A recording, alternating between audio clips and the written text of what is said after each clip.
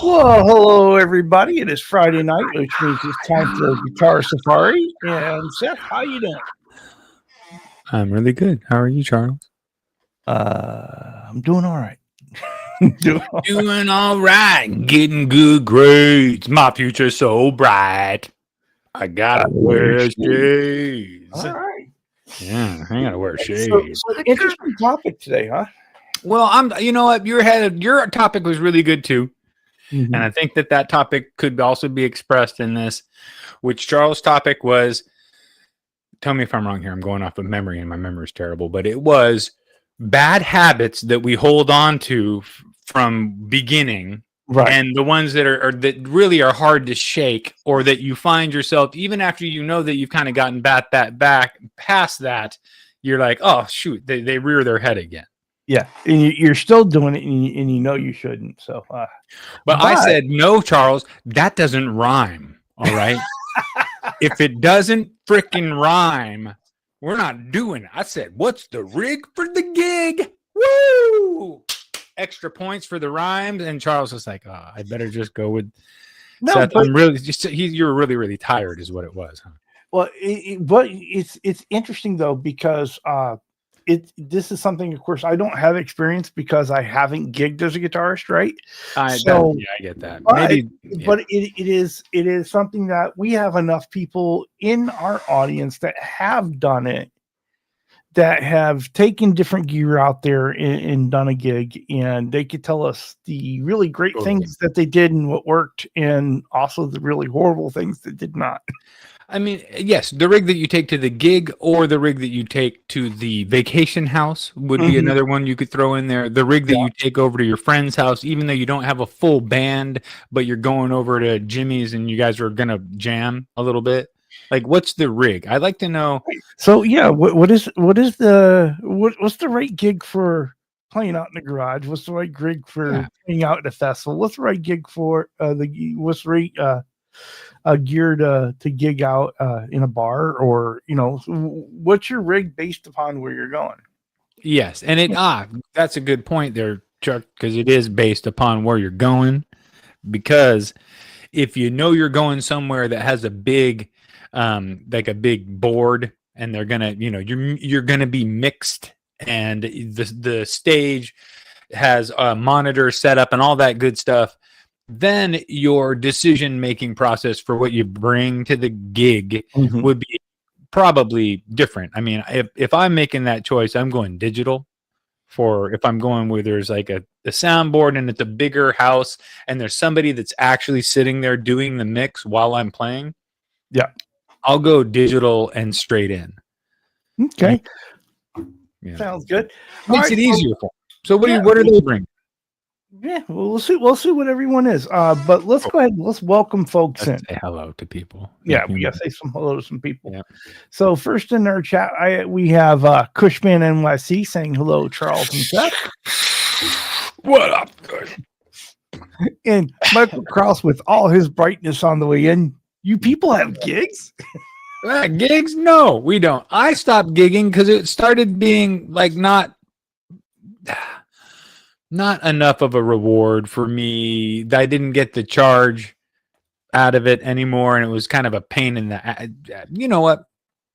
Ben will have good input on this. It's a pain in the ass, and unless you're coming above breaking even, at some point you're like, I'm not even gonna bother. All right, and we got Zach Thong saying, "Hey, Charles 75N and Seth." Well, hello there, Zach. What up, CT?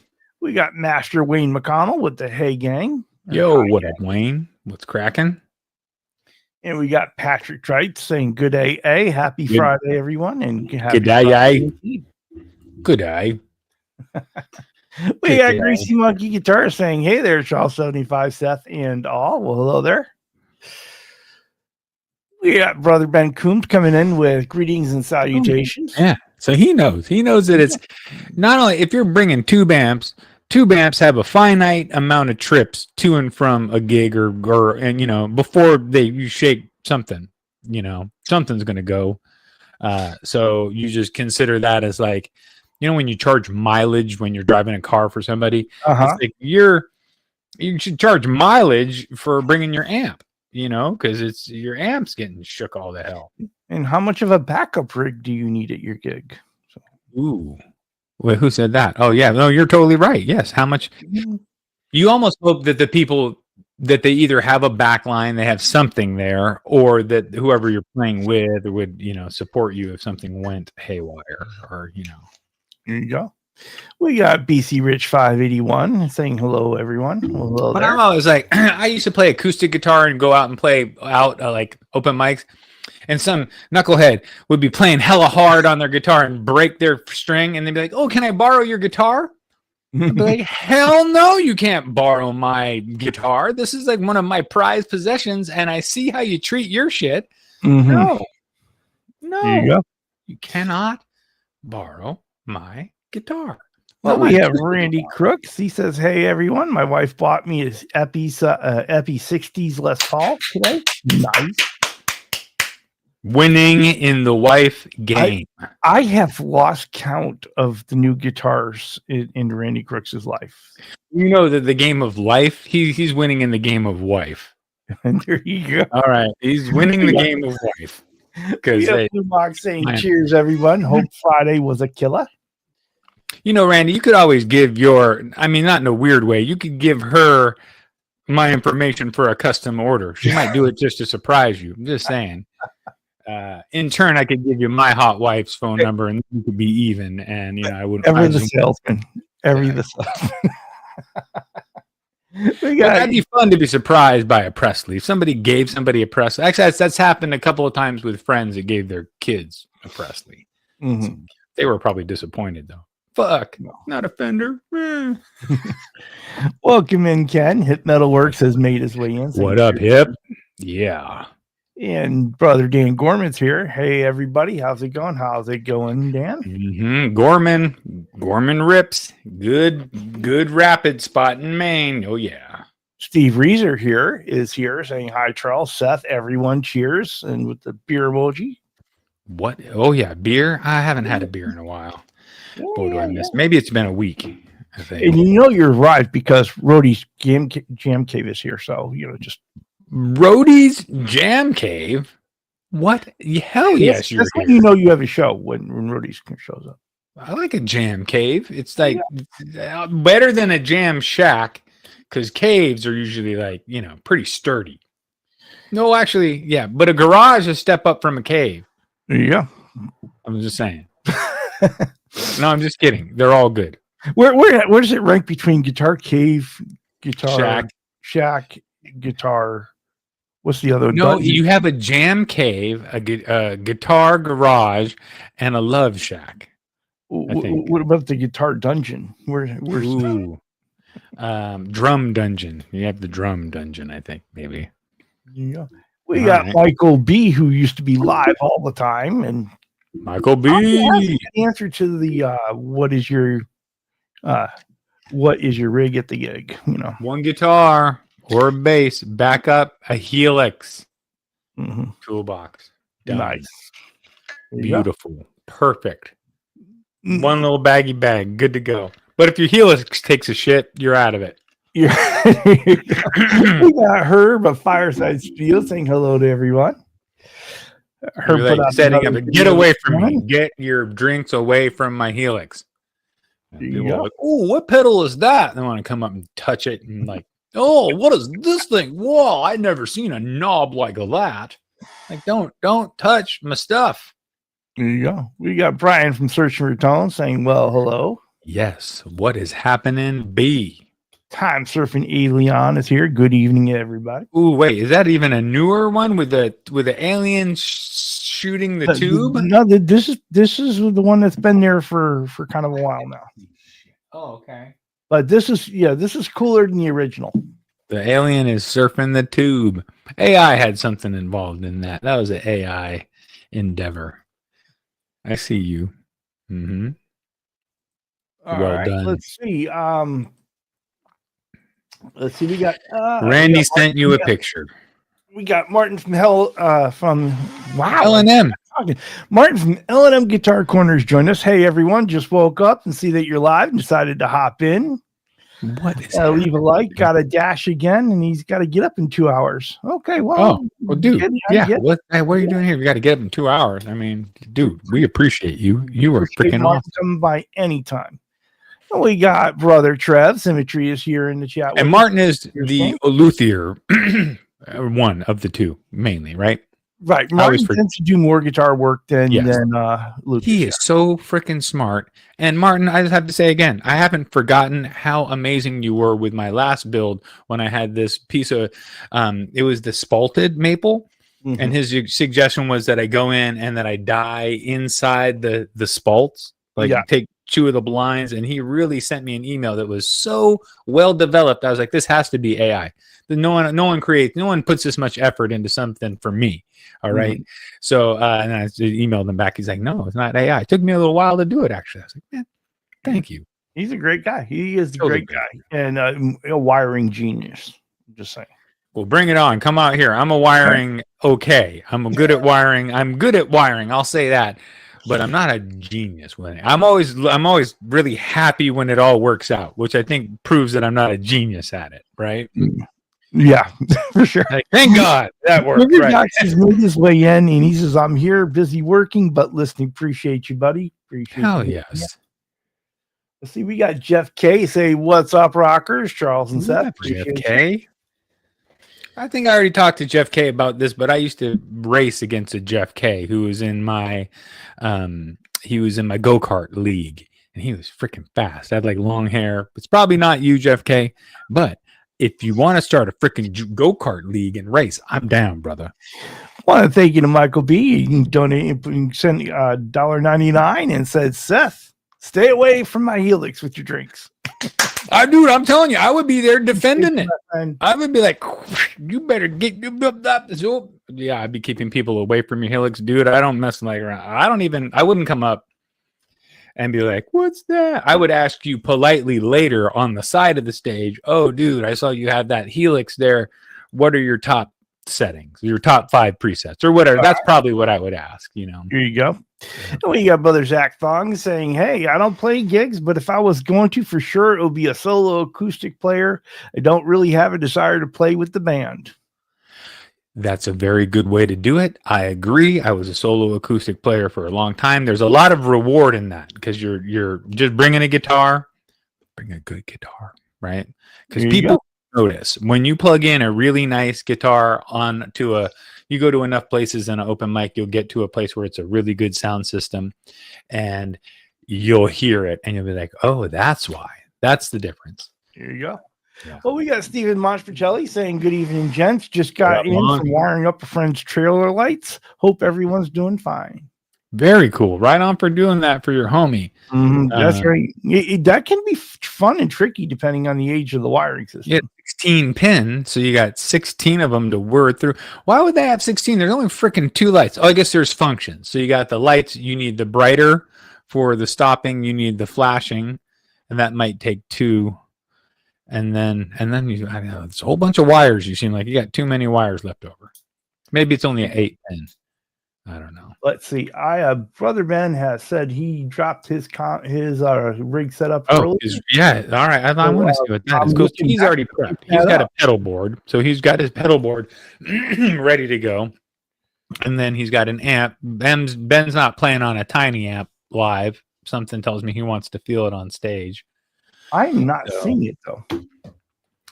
Oh, dude, you're not going to make him type it twice. Well, I don't know. I'm sorry. There you go. No, I got it. Okay, you found it. He says, I always bought 1 amp, a pedal board, and 2 to 3 guitars. There's days I'll also bring there are days I bring my current Monday night rig. There you go. Okay, so what he's playing on Monday nights is pretty much what he would bring with him, his pedal board, and then 2 or 3 guitars. I would think a guitar in standard tuning, a backup in standard tuning, and a guitar in like drop D or D standard, something like that's what I would think would be Ben. Some kind of, or maybe all 3, because he tunes really fast when he's in standard to go wherever. There you go. Monch says, I'm just a bedroom player now. Last time playing in the club was in the 80s. Wow, that is a while from a club. I get it. I'm 4 or 5 years out. I stopped playing. I was actively playing when the night that like the COVID shutdown happened. I was like on stage that like last night before they just shut down all the restaurants. So, and then I've made it out a couple times since then, but not really inspired to go and deliver some performance that's within me that has to be cast out. I don't have that energy in me. And Ben's reminding us 2 amps these days for stereo, for sure. Nice. Okay. Yeah. Michael B with another $4.99. Thank you very much. He says JC100 with rat pedal, maybe a little delay and overdrive always on. Sometimes a Univibe, Kramer or a P bass through an Ampeg model with Sane FX. Nice. With JC100, I love it. You're talking with both cabinets, probably. I've played in a couple of bands. I'll have you know that Unjust for a period of time was 2 full stacks, and the bassist had like some crazy Mesa with these Ampeg. It was a crazy rig. It was a double head and like 8 speakers on his rig, and we were in a small garage. I had earplugs and the headset over it. Okay. Because it was so intense. Nice. Yeah. Well, I want to say what's up to Jimmy Bider, who's made his way in. What's up, dude? Yeah, that was intense. Playing with that band was freaking intense. They were so heavy. They were so, and all the musicians were really good. I was a really good drummer when I was doing it all the time. I was lucky to be in that band. Nice. Maj says he used to just bring the Les Paul and the Ampeg, both which are stupid heavy. Yeah, a Les Paul and an Ampeg for sure. But the Ampeg's probably not going to break, and the Les Paul is probably not going to break. So you're pretty reliable stereo 212. Yeah. Oh, JC100 is a combo stereo 212. Okay. They had these 100 heads that were Marshall heads that they had hot rodded by the famous guy that hot rodded everybody's amp in the Bay Area. All the Metallica amps were hot rodded by this guy. I don't know his name because I wasn't playing guitar and I didn't have my stuff hot rodded by that guy. But, oh, I love it. Zach Thong says Charles and Seth, some of the new sound systems for solo acoustic artists are great, like some of the Bose surround systems. He thinks they sound great. And Fishman Fluence pickups. Zach, here's something you should know. A Telecaster guitar with some Fishman Fluence pickups in it might be something that you could really use, right? And of course, then you're going to need a pretty nice amp, but you might already have an okay amp or a nice amp, acoustic amp. It would work because those Fishmans can be set up to give you the cleanest, most acoustic sounding. Like it almost sounds like a Piazzo pickup. I mean, they're so good. So you could think about, because all the stuff you do on your acoustic can sound amazing on a Tele with those pickups. I've heard it. Interesting. Yeah. Glenn Phillips plays those pickups. I love this. Randy is just messing with us here. He says, I would take whatever the gig requires. However, I do not gig, so I would bring nothing. I don't need to bring nothing. I get it. That's why I try to, let's diversify. If you're going to your vacation house and you're going to play guitar, what are you comfortable with, as a traveling setup? I've showed this a number of times. I'm probably 10 times by now on this show. But this right here, dude. Yeah, that is like that. I love it because it fits. Literally fits perfectly in a Strat case, in that little thing that opens up. That little. Do you have a hard shell Strat case? Do you remember? Yes. So it goes right in that little leaf, that box. And it fits like perfect to where it's like snuck bloop, right in there. And so you bring this, and you've got your Fender style amp, your Plexi style amp. You've got delay with a tap tempo. And, you can dial that Fender to be really, really clean and just, and then dial the Plexi to be it doesn't go all the way where you really need it to be. You know what I mean? So it doesn't give you the full, but you can get it enough there to where you can get by. I don't know if I could do this if I was if I was a touring musician. I would need more complexity than this to achieve what I would want to do every night. But I can get by with this for a gig. There you go. A Roland JC100. Oh, let's see. And Maj said I had this up for a while. He said for my pedals, he just used a super distortion and a flanger. Oh yes, but we're talking Roland JC100. I think that's the like that core, like a jazz chorus Roland. JC. If you would have said a Roland jazz chorus, there you go. The JC threw me because I'm used to applying that to the Marshall heads. But yes, that's what the guy from Operation Ivy played on, was the 210 or 212 jazz chorus that was epic. So good. Yeah. And Ben saying full rig, always full rig. Yeah.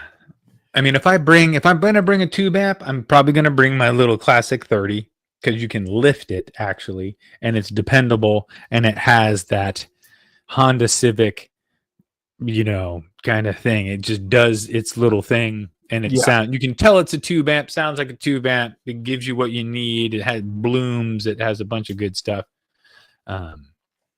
Oh, hey, BC Rich, did you notice? Oh, what's that? I spy behind my little shoulder. Oh, what's that? That's a bass. Oh, is Presley building a bass? Yes, he is building a bass. What? Why not? Jimmy Biter says if there's a PA, just my pedal board. If not, the PV XXL and Wiggy cab, three guitars. 3 guitars. 2 standard, 1 for a backup, and then 1. I'm a little bit lost here. What's a Wiggy cab? Oh yeah, BC, that's what we got going on back there. It's a Presley Jazz. Hey there, Bob Blue, welcome in. Presley Jazz. I can't even do BC. I think you have my number or whatever. I could tell you offline what I got this body for. They're all gone now. I bought the last ones, 2 of them. They were in clearance, but they have a couple of 5-string still available. The bodies, the loaded bodies. But I couldn't find any 5-string neck blanks, bass 5-string neck blanks. I couldn't find any. Oh, really? So yeah, I found a 4-string, like a 43 millimeter nut width, which I don't think is going to be enough for a 5-string bass. But it had a blank paddle to where I could put the holes for the tuners anywhere. But I think it's more about having the right, you need a little bit wider fretboard. Like you want a 40, I don't know, BC would know, like a 46 millimeter or something on a 5-string bass. Yeah. Hey, Randy Crooks, I can't seem to pull up that picture of your Les Paul. So if you want me to go ahead and send it again, if you want me to show it off for you. Oh yeah, send that or text it to me. I don't. Let me check it if I got text. I did. Okay, he sent it to me. Oh, he sent it to you. Okay. Oh, it's a good burst. Hold on. Oh, very nice. Damn rotating phone stuff.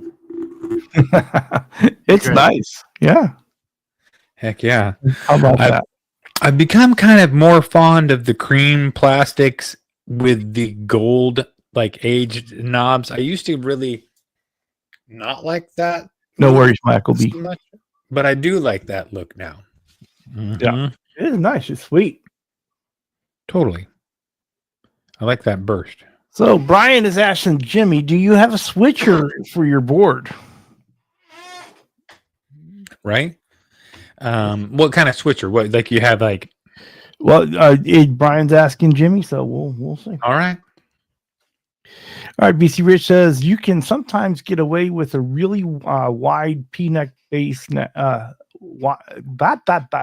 You can sometimes get away with a really wide P-bass neck blank if you get used to a narrower spacing and smaller tuners. Yeah, I don't mind doing. I can cut the nut and I have the StewMac spacing ruler, so I could figure that out and do the spacing and cut the nut and all that. But the another thing is, I'm not into it. I don't. I mean, at some point, I might tell myself, "Shoot, I really need a 5-string bass because I really want one." But that's not the case right now. I bought enough to make 2. I think I'm gonna keep one and sell one because I kind of want to always have a bass around. There you go. Mm-hmm. There you It's go. almost more And fun. Jimmy Biter's reporting back. Nope, no switcher. I'm just tap dancing the whole time. Yeah, I like it. That's the shoegaze, man. The shoegaze stuff. Welcome in BCG 5150 Guitars. 150. And he is going back to his first message that I missed. He says, Seth, you were saying about the Telecaster pickups, the T-System pickups from EMG are amazing. You can almost get any tone out of them, from the country twang to the metal. If you've never looked into them, check them out. Well, I will check them out. That is really cool. So if they do, I mean, that sounds really cool, and I will check them out. But the Fishman Fluences it's a different design, and it's a different way of capturing the wave. It's a different thing. It's really cool. But I do need to check out the EMG. Well, actually, I shouldn't say that because EMGs could be working in the same way because those are also powered pickups. So they're doing something there with the electronic magnetic field by boosting it with the power. Mm-hmm. It's good stuff. It's cool stuff. There you go. Mm-hmm. All right, let's see. Let's see. Brian said he just snagged on a Boss ES8 110 off a shop. We're in a little place called Tejas. Tejas ES8. A Boss ES8 is a pedal. Asking about switchers, so I imagine it's some type of switcher. Oh, well, I have a switcher. I have an AB switcher that I used to use when I was big time into looping, and I needed it to bounce something one direction and do something the other direction. Yeah. But And BC Rich 581 saying I love 5 so much, and they are niche, but they are niche to be honest. So really prefers the 4-string to the 5, but yep. I can see how it's like once you've been given a tool and then you start using it and you're like, oh, I can never go back now. Don't take that away. What are you thinking? You don't even think about that. Chime in on this one. He says, yep, 5s and 6s are fun, but I always play 4s. The reason I would want to have a 4 around most of the time is because most of the music that I'm playing is going to be on a 4-string bass, and because specifically School of Rock tries to avoid 5-string stuff or assigning that because they don't stock a bunch of 5-string basses, so they don't give out songs for kids. But like Attention by Charlie Puth, that's if you want to play that properly, you need the 5-string bass, and you got to have that low B to really get the tone and what they're doing. But you can get away with it. You can play it differently, transpose it on a 4-string. Well, welcome in Eddie Fay. He is here saying, hey, guitar friends. Yep. Oh, wait. Eddie Fay? What up, Eddie? Well, I was just reading somebody was saying something about the about those active pickups. Yeah. BCG 5150 saying active pickups, great stuff. 9-volt, never hum or buzz ever. Yes, until your battery's almost dead. But you're totally right. And batteries last a long, long time. I am actually in the process of waiting till that dark blood red guitar. I'm seeing when is that battery even gonna die? It was already the oldest battery I'd ever seen because it was in a warehouse that I cleaned out that was in the thing, but it wasn't plugged on it. But it's been up there working for 2 years. Oh wow! I'm gonna try it. Yeah. Because it only activates when you turn the system on or when you plug in the guitar. Yeah, that's the thing you got to remember. Now they've got the ones that they charge, right, as well. You just not a battery. You can charge it up. There's a little port. Yeah. Yep. I do like noiseless active pickup. All right. So if you were going to go and you were going to play, small little gig outside somewhere, what do you bring in for a rig? Small little gig outside. No board. I'm bringing, okay, gig outside with a band. Sure. I'm bringing, I'm going to need my Fender Super 210. That would be enough to get me by as far as if I'm playing guitar, then that'd be loud enough. And then, I mean, I have like the worst pedal board, really. I really just do, the amp has its own reverb, so I really only need a delay pedal, a compressor, and a chorus pedal if I want to get a little tricky. I don't ever usually use a flange or anything like that. And I typically will go straight to my other channel on my Fender for all the distortion. I don't even use any kind of drive pedals with it. I just use its distortion channel because it's so good. That's what I would take probably. But the problem with that is it depends on how many gigs you're doing, because that amp is so heavy. It is 70 pounds or something like that. And I'm looking at like 12 stairs before I get to a car. You know? Yeah, you gotta watch the heavy gear. You gotta be careful. You gotta be nice to yourself. You know, I mean, I'm wondering now. I'm thinking as I say all that whole long spiel, how loud is my Spark 50 or my Spark 2?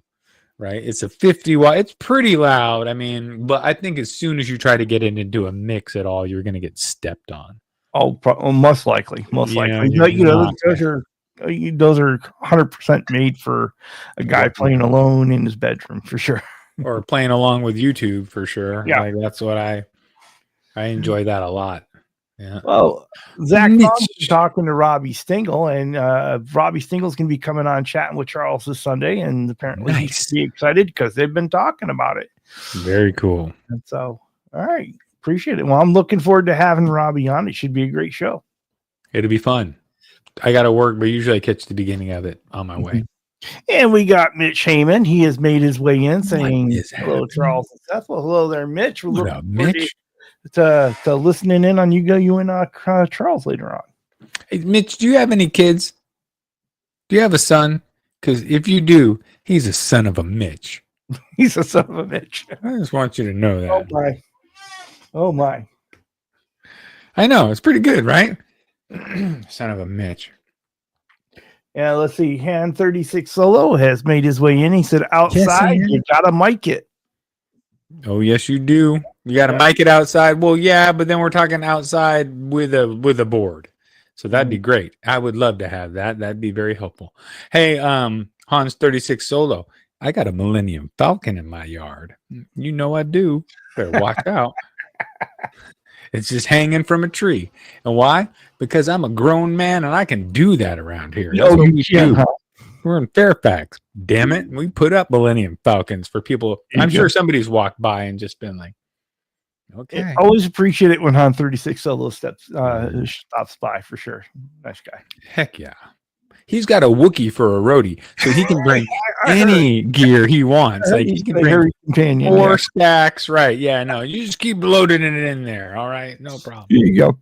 And Blue Mox says on a few Guitar Forum channels, I see folks running battery packs for the multi-effects units, just relating to zero noise from using 9 volts and pedals. There you go. Oh, interesting.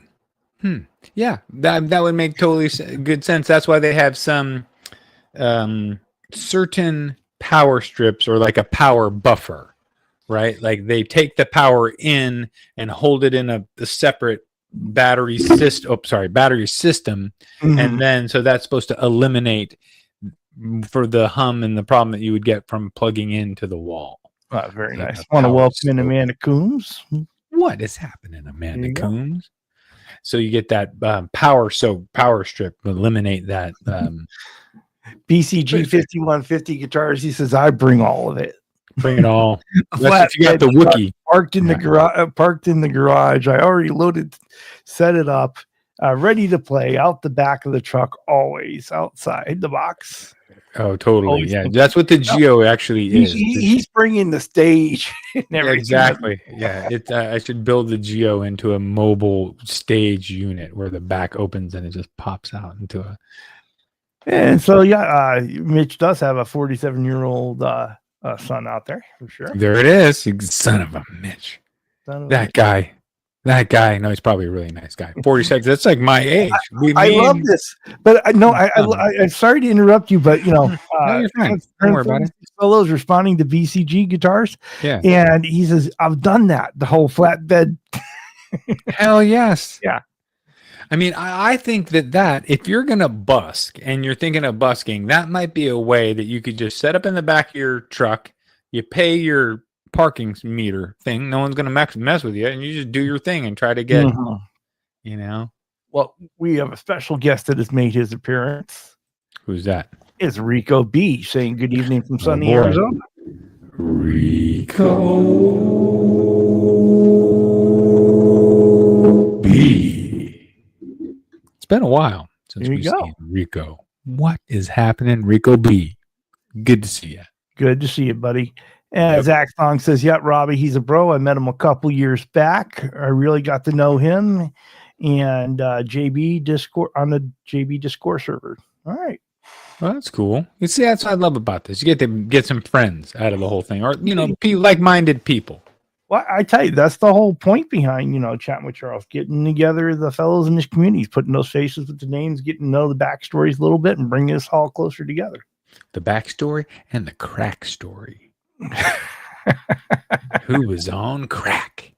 Probably none of our actual communities really on crack currently. Oh People my. may have dabbled in the crack world now and then, but I'm sure we're not going into that. We don't need to go into everybody's history. Some of it is public and it is out there to be, all right. Some of it's on camera, some of it's not. Some of it's, some people have been arrested for it, and that's public knowledge, but other people haven't. So I haven't. I've always been very respectful to the law. Yes or no, sir. Mm-hmm. In Hun 36 Solo is clearing things up. Drugs are bad. Drugs are bad. Drugs are bad. And we are with you on that. Drugs are bad. Want to welcome in OU812. He says, "What up, Safari goers?" Oh, yeah. OU812. Yeah, I ate one. U812. All right. Yeah, we'll see you in a while. It's going to be a fun show. I love how he comes back and he qualifies this. 420 is not a drug. No. 420 is not a drug. It's a medicinal. It's basically the same as a hibiscus tea. But you get high. There you go. Well, Blue Mox has said he was curious about those battery packs for some on sale from Amazon, actually designed to run multiple pedals and effects units, rechargeable, of course. I could do that. I kind of want to get the I more than kind of want to get. I intend on getting the battery pack that powers the Spark, because that would be very handy dandy. You know what I mean? Yeah, be on the move with that thing. And the new one has that capability. There's a plug in the back. You buy the extra battery for however much, and boop, and you're good to go. That's funny. Funny that Kush brings up coffee and weed and coffee. Yeah. That's the show. It's called Coffee and Weed. It was almost called Coffee and Weed because we were going to do it on Sunday. We started. It was originally on Sunday morning. Yeah. Yeah, we were originally, but we didn't want to label it like. We didn't want it to be about drugs. That's the problem, because when you say coffee and weed, people, I mean, literally, the United States, as of today, still has it classified in the same thing as like heroin and meth. So let's get that straight. That's going to change very soon, thank God. But it's like, you don't promote it in that way. And I simply don't, just because of the youth. I'm 50 years old. I do what the hell I want. And I live in California, but I don't go promoting it to people that are youth that aren't ready to like receive it yet. Because I probably could have waited a while when I was a kid before I got all into it. You know what I mean? Well, it falls under the category we're all adults and we'll pick our own poison. Totally. But, yeah. And living in California makes it kind of, it's freaking everywhere. It's great. Want to welcome in Ian's Guitar Shack, saying hell yeah. Well, hello. Hell yes.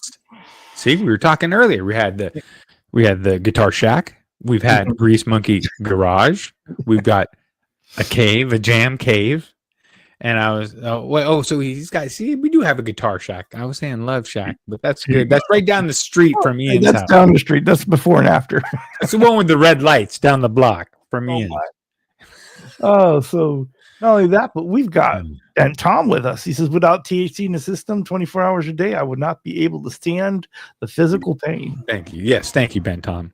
Also, I believe that I will have people comment to me sometimes and they'll say, man, how are you the person that you are that you just deal with these people that, would seemingly annoy me to no end, or I could never do what you do or whatever. And I just like, man, I was made for this, man. I was raised by hippies, man. I was injected with THC from a young age to where I'm just like, oh yeah, we're all weird. I can out weird anybody in this room, usually at any point in the day. So I'm like, that's why it doesn't bother me. I'm okay with it. Well, Ryan is saying that we could have called it Wake and Bake. Wake and bake. Yeah, On the days off. Well, actually, that's not true. On the everyday for life. VCG says sounds better than cake and coffee. Coke and coffee. Well, Coke and coffee. Yeah, Coke and coffee sounds like, but you know what? Honest truth, you're going to get a lot more done, all right, on that day. The Coke and coffee, you're a highly productive morning person, all right? Except for the whole afternoon is focused on getting more Coke. The beginning of the day is very productive. I love Mach. He always brings us back to reality. He says, I'm old. If someone's talking about crack, it usually meant the plumber was over clearing a clog. Right. Or I've bent over too far and my pants are revealing something. That's typically when I'm on crack, if that's what is happening. And Ben Tom says he never had any THC until he was 42. Oh, well, you need to catch up then. All right. I'm going to advise that you start to triple dose. All right. You need to talk about OU812, OI81, I85 okay. So just step it up. You'll be fine. For sure. You'll catch up eventually. Yeah. So Zach Thong is kind of carrying on a little bit more about the Robbie Stingle thing. And he says, that seemed Discord same Discord server. Also met some other folks. He like Brian and Trev and John all in the chat now. Oh, hell yeah. No, it's good people. It's good people. Yeah. That's why this channel, not the channel, but that's why the show started, because it was like, well, we want to hang out after Tony's done. Sometimes he wraps it up in an hour and he's done. Let's, hang out for another hour after that.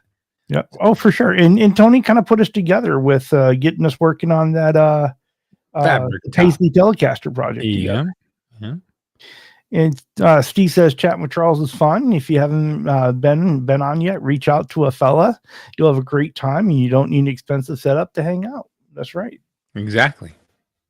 Sure. You don't need to pack up your rig. No need to pack up the rig to the gig. You can just sit there in front of the cam. And hey, what do you think of this bass body? It looks pretty good from here. So this is the recent sale they just had, huh? This is AlanEden.com, and they were doing a closeout of oh my god. So these things were originally like $349 for a loaded body, and then the necks are like $99 or $129, but that's it's a paddle headstock. You have to cut the headstock.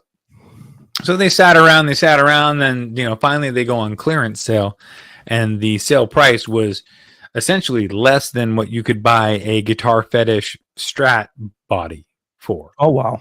For the whole loaded with the pick guard and the pickups, the bridge, even came with a neck plate and screws in the box. So if you had a choice between the Alan Eden bodies and the Guitar Fetish ones that are Fender spec'd out, right? The XGBs, right? Which would you choose? I would say that Guitar Fetish has a bigger variety, and I would say that their quality is about the same. Maybe if I'm, on a 1 to 10, 10 being a warm-off body, which is high quality and worth the money, but it's high dollar. So you're talking 300 something, 350, maybe more depending on the paint job. Say that that's a 10 at the best you can get. We're just saying that that's a 10. I would say that Alan Eden bodies are around a 6.5 to a 7, and Guitar Fetish bodies are typically around a 6, right? But you're talking about $100 versus $400. Right. So do you make the choice of how that big that gap needs to be. If you're building something for resale, warmoth bodies do not make sense, and you cannot have a business really founded on that. Mhm. Because you will be so deep into your parts that you would not be able to really. You could try to ask for. Some people do it. Ask for $4,000 for a build or whatever. But I'm not doing that because that's kind of crazy. Well, BC Rich 581 says talking base bodies. There are only really 3 different designs, honestly. Yeah, that's pretty much. Well, no, there's doesn't Music Man have their little Stingray bass, one pickup? That's kind of a little bit of a. But you're right. They're all very. They're all variations on like the P bass or a jazz bass or and then they got some spaceship ones that they go a little crazy on, like some higher end bass companies. But yeah, I love this. BCG 5150 guitar says, "I'm sorry if I didn't say hello to everyone. Hello, I was distracted by the crack conversations." Yeah, a little distracting, huh? Yeah, Oh, man, triggering. Sorry, didn't mean to trigger anybody, but we're talking about bending over with our pants that were sagging. So BC Rich jazz, P bass, and the Stingray. Mm-hmm. I want to build a little Stingray bass. I kind of feel like that's more my style for something that I would have and play all the time rather than this one pickup humbucker. Blue Box says he looked at buying some pickups from Guitar Fetish. Never did, but it would assume they're decent. They are okay. They actually have the whole range. You can buy very, very cheap pickups from them, or you can buy half decent ones that are they have like a upper brand semi brand name for their better pickups that are Alnico 5 or they're all real parts. So it's all about the parts and the wire and the machinery, right? So if they got good parts in it, you pay a little bit more. I'll tell you what you can get good from Guitar Fetish for pickups are the Earl Slick pickups. Mm-hmm. Wow, they are freaking kick in the pants, as good as some of the you put Earl Slicks in the weren't they Earl Slicks in the Paisley Telecaster? May have been. It's been so long I don't remember, but I think that those might have been a Fralin pickup that I put in that one, because I had back in the day a gifted to me. It was a Fralin Telly pickup, and that guitar sounded killer. But this one up here behind me, this 2 humbucker Telecaster shaped object has Earl Slick high output humbuckers in them, and they're killer. So, and they use high end parts, because when you pick up the pickup, you're like, oh, it feels kind of like a bare knuckles pickup or a other high end. You can just feel that it was built with a little bit of quality. There you go. And they're not expensive. Going back to bass talk for a minute, Ryan's reminding us. Steinberger. Don't forget, yeah. Yep. They built basses. They had a bunch of those little and headless basses. Yeah. And Ian's got one of the Stingrays by Sterling. Sure. Actually, I've been thinking if I treat myself to like a guitar that is just a complete don't need it, but just kind of want it. I played and set up 4 or 5, probably more of them, because they would give me all of the Majesties for some reason. Was like a Stingray version of the Majesty, because God knows I'm not going to get the Music Man one. That's just not my style. You can't own a Geo Metro and play a Majesty. It just doesn't work that way. But I could get the Stingray ones, because they can get those on for like $800 or something, and then set it up really well. And maybe even, I don't think I would even have to upgrade the pickups. I think they come with Fishmans. So I would be happy with that as a guilty pleasure. Go. Well, Ben Tom bought his son a Sir P bass style for his 18th birthday, and he absolutely is in love with it. Oh, hell yeah! But it was not cheap. Yeah, but you made the right purchase, because you parked your money. You'll get more out of it than getting in the end. Yeah, and to continue on with that, his son was playing a Squier P bass for about 4 years before that. Yep, so that's a nice upgrade, right? That is, but for 4 years, so the kid's got a handle on it. Now he's playing some riffs, and now he can really really enjoy what the upgrade feels like, Yeah, that's cool. That's great. You get all set up. Oh, Zach says the next time he's down in Montreal, he's probably going to meet up with another channel from that area, the padded pedal room. that's with cool. Francis there.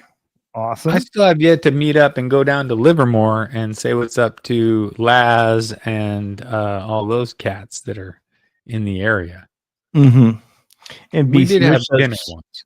BC Rich says, sir and cheap are not a thing you can get a Steinberger for some of those Sir bases. Yeah. Yeah, they're not inexpensive, but then again, they're great. They're good stuff. So get a Zon base. Get him the real deal. Go the whole way. And Vent Tom says he prefers the Sir. He played a few older versions of Ned's bases. Oh yeah. Yeah. Let's see. I'll take a Sir. Guitars sound great. All right. Oh, and the Epi. The only other guitar I lost after is a Lust. I guess this is supposed to be Lust after is a Tyler Studio Elite HD. I just don't know about the Tyler headstock, man. I'd have to be around, and I've played and set up, and I like Tyler. They're good. The ones that I touched were kind of older, so they were more probably when he was doing them. Mm-hmm. But I can't fall in love with that. Sorry. BC Rich says he found that some of the best pickups are the ones I threw in the bin and forgot about because we're all chasing certain pickup sound or right, new hot pickup or whatever. Yeah. Oh, and so then you put them back in something, and you're like, "Whoa, these freaking sound good. Why did I ever pull these out?" Yeah. Yeah. Sometimes it's just about you didn't have them close enough to the strings, and then the next time you put them in, you get them set right where they need to be, and they come alive. Because that's the thing, man. If you're not setting your pickup, especially humbuckers, if you're not setting your humbuckers to the right height, which is incredibly close to the pickup, with you press down at the very last fret and you measure it and you bring it up really close to the strings. Well, I've got the measurements. I just always forget. Okay. On the bridge pickup, it's 1.6 millimeters, which is not a lot, right? Which is 1/16 of an inch. And on the neck pickup, it's 2.4 millimeters, 3/32 of an inch. And you will bring those pickups to life. That's just what I do as a standard. That's where I start. If something seems like it's, too much, I'll back it off, or too little, I'll raise it a little bit. You can't raise it much more than 1/16 of an inch. Yeah, you're gonna get it where it starts to come down to the pickup. It's gonna be on the pickup, right? Or if something else changes, somebody decides that they want to drop their action for some reason well below 60/50, which would be stupid, but they could do that, and then it would be onto the pickup. Right at the bridge. And Terry 3G says guitar fetish pickups can be good. The problem is now there are other sellers out there with better prices and such as over Amazon and other places. So totally. Amazon, I'm still doing Amazon for parts and pieces like Geiger and this and that, but I haven't seen that big of a shift yet, but I'm sure we will now that this new law has gone through. And Han 36 Solo says 2 Strats I got recently with Alnico 5s in it had it bad for and I had to tap down the whole pieces under the third strings to fix it. Oh yeah, totally. Yeah, to get rid of a too pingy or too bright, just a big ping. Yeah. Yep. That's good. Well, you got to do what you got to do. A little tippy tap. So it looks like Randy and Bent Tom are going back and forth about that Tyler headstock. Now, here's the thing, though. Do I really care? No. If I have a guitar that I really am enjoying the sound of it and love it, and it plays really good, I could overlook that. But I'm not necessarily seeking to, Although I like the Parker Fly headstock, the little eagle claw.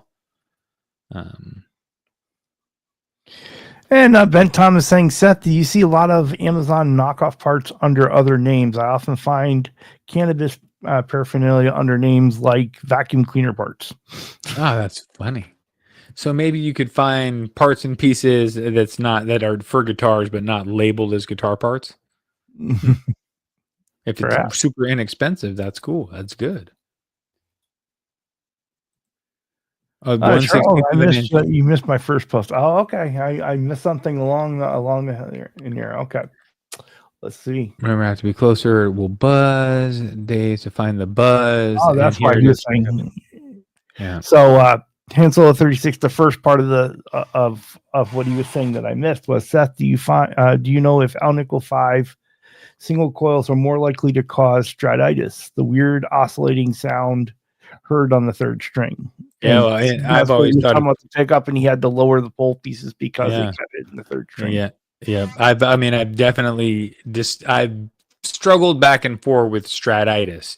And that's when you're playing in the upper register and the pickups are strong, good, healthy pickups, and they're up too high and they're pulling the strings down onto the frets. So everything sounds just muddled and buzzy. So at that point, I drop the pickup, the whole pickup low, and then slowly dial up until I'll dial up until it starts doing it, and then dial it back down. So it's dial it down, especially neck pickup, and then play. It's not striditis, bring it up a little bit. Play, not striditis, bring it up a little bit. Keep doing that until you play. Oh, striditis. Oh, that's what I don't want. Back it down a little bit. That's and we all have our own, starting places about where we think it should be, and then you adjust from there. And I love that he went and like, all right, I got to tap this pole piece. That's what's going on. That's what I'm going to do. And boom, did it, moved on, and it worked. That's great. That's what you want to do. You want to be able to do that. Mm-hmm. Let's see. Blue Mox is saying, "Hey Ben Tom, Boeing south of Seattle had had an outlet for used materials. I built a 4-foot tall bong about 50 years back." Nice. Yep. You can buy those the mystery Amazon boxes. I'm kind of guessing here, but I'm thinking Ben Tom was on board with that plan. Oh, 4-footer. That'll do something to you for sure. I've seen some contraptions that people have made with like air pumps and stuff. Now it's like, you're just, oh boy, that's a whole nother level. You're just taking it. We went there. Well, Seth, so what is on the bench? What do you got working now? Is the bass, right? I've got a bass going. I'm building from an old body that was just in the parts bin, a 2-point trem with that neck that I had that I cut that looks like a Parker neck, Parker fly headstock. So I'm just putting that together. So I got a kid at school that needs a 2-point trem with humbuckers. So I'm just going to build that so we can have that at school. And then I got these basses that I'm going to have 2 4-string basses done here in about a week or so. Then I still have this Les Paul that I can't come to a decision on how I want to do the stain. So I'm analysis paralysis. It's been there for 3 weeks. Just looking at it, thinking, what should I do? I mean, I know I want to do something like red and black. I should probably just do red and black. Well, I have gotten to the point on Brother Ed's guitar where the clear has been sprayed. Yes. On the very last coat, there's a little bit of a couple funky things, but I think they'll come out in the wet sand. If not, we do another a little bit more spraying. But it is it's a nice looking guitar. It is nice, a nice looking guitar. And then we'll be starting on the Charles Green Poison Telecaster. So. Killer. Well, I mean, it's going to be a while. You got to put are you putting the whole guitar together? Or you just sending it to your brother to put No, we are doing the whole build. He has got, we're doing that. We've got the Godot Damascus hardware to go on it. He's got eagle head knobs going on the controls, and we got Wilkinson pickups going into it, and a set of Wilkinson vintage tuners going in as well. Okay, so you're pretty much ready to go. So we're getting there on that one. So he's getting a little impatient on me. Well, no, that's the thing. Finish work, takes forever. People, it's the longest thing, and it's the hardest. Oh, it's the hardest thing. I tell you, getting with the fabric tops, it's like gluing everything down and lining up. That's the fun part, but it's like the part that takes like this to do once you really know what you're doing. It's getting that finish right is all the rest of the work going into it. I like the setup part. I like when all the finish work is done and it's built and it's time to dial in and play. That's kind of my favorite time because I like. I like playing them in too. That one that I'm not Sarah, how are you? What? Sarah's oh, hey. I know her. Guess what, Charles? I've seen Sarah topless. Oh, well. Oh my. Yep. It's crazy. I know, it's weird. But she did make me marry her. So there's that. There's that part, yeah. It wasn't free. All right. Well, we obviously have reached with that, well, we've reached the hour. No, guys, thank you so much for coming and hanging out with with the Guitar Safari shenanigans. Charles, dude, you're amazing. I appreciate you. I know, Sarah. Yeah, folks have kind of seen that one. Unfortunately, I can't share with me right now because it is not in the room with me. But we'll be doing maybe next week. We'll show it off a little bit. Oh yeah, he's gonna show it. He has his whole channel. She's subscribed, dude. She goes to your channel more than mine. Yep, yeah. She unsubscribed. I think she blocked my channel or something. It's fine, but for good reason. Yeah. Well, she was happy about this the bases because they were such a good deal. But then she saw the color, and she was like, "Oh, kind of a letdown." But you know what? For what it is, I think it looks good now that it has the inlays. The inlays work with it. Not my most favorite blue. It's almost like a Miami blue. It is going to be a nice piece. Cool. But I want to remind everybody that Steve Brand and Quentin James are getting ready to go live in Guitar Talk Universe now. GTU. And, they were going to be followed up by Charles Green and Mitch. What the Mitch Heyman is going on here? Mitch Heyman is happening. And always want to remind everyone there is a Water Buffalo meeting tomorrow at 1 p.m. Eastern. Ooh, and I might be able to make that. Links have been sent out. Okay. But thank you once again for spending Friday night with us. We had a great time with you. Hope you had a great time with us. Thank you guys. Yep. Of course, we'll send you out with one of our Guitar Safari theme song. All right. Yeah. Here you go. Oh. I like party with me. Come on, people. Charles and me. About to take you on Guitar Safari. So turn on your computer, turn on your phone. 'Cause it's about to go down. One volume, one tone. Yeah, Charles